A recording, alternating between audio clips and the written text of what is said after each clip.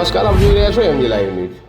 કડી વિધાનસભાની પેટા ચૂંટણીમાં જિગ્નેશ મેવાણીએ આમ આદમી પાર્ટી અને બીજેપીને ફેંક્યો પડકાર।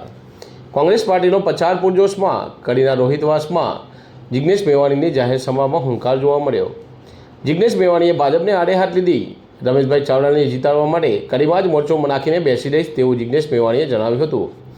ભાજપના લોકો કોંગ્રેસને હરાવવા માટે દમપછાડા કરે તો પણ અમે પાછા નહીં પડીએ।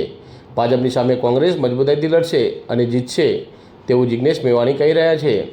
ભાજપ વોટ માગવા માટે અનેક પ્રયોગો કરશો પણ કડીમાં રમેશ ચાવડાની વધુ પસંદગી જોવા મળી હતી। જિગ્નેશ મેવાણીએ આમ આદમી પાર્ટી અને ભાજપને પડકાર ફેંક્યો હતો। કડીમાં જ્યાં જાઓ ત્યાં એક જ નામ ચાલે છે, રમેશભાઈ ચાવડા।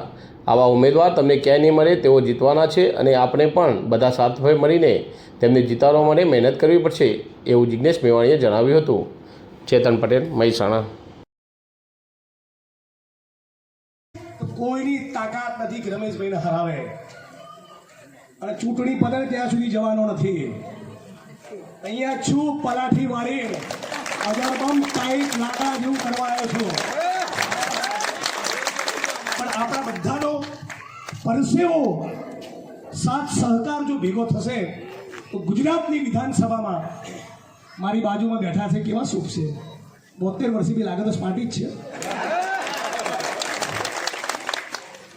તો આપ તમામ લોકો મને સાંભળ્યો બદલ આપ સૌનો ખૂબ ખૂબ આભાર છે। ખાલી પડેલા સરકારી પદોમાં ભરતી કરો। 20 વર્ષથી 40,000 કિલોમીટર લાંબી નર્મદાની કેનાલોનું નેટવર્ક બનતું નથી। પરીક્ષાના પેપર ફૂટી જાય, તમે જઈને ચેક કરો આપણી સરકારી ઓફિસમાં આઉટસોર્સિંગના કોન્ટ્રાક્ટના જે કર્મચારી છે એને લઘુત્તમ વેતન નથી મળતું, વિધવા બહેનોનું પેન્શન નથી મળતું, રાશનની દુકાનોમાં લાંબી લાંબી કતારો। તમે કયા ગરીબ માણસની વાત સાંભળો છો?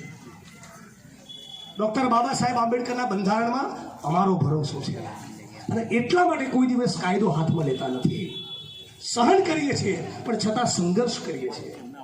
આંદોલન માટે, રેલી માટે નીકળીએ તો ડૉક્ટર ભીમરાવ બાબા સાહેબ આંબેડકરનું બંધારણ હાથમાં લઈને નીકળે છે। કોઈ દિવસ કાયદો દલિતો હાથમાં લીધો નથી।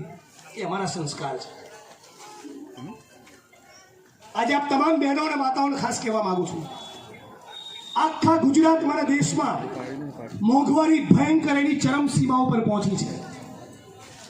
પેટ્રોલ મોંઘું, ડીઝલ મોંઘું, તેલનો ડબ્બો મોંઘો, ગેસનો બાટલો મોંઘો, બાળકોનું ભણતર મોંઘું, ભાડા મોંઘા, દવાખાના પોસાય નહીં। આટલી ભયંકર મોંઘવારી પછી પણ એક પણ કડી વિધાનસભાનો એક પણ મતદાર ભાજપને વોટ આપે તો એનો મતલબ એમ કે આપણે આપણા પગ ઉપર કુહાડો મારીએ છીએ।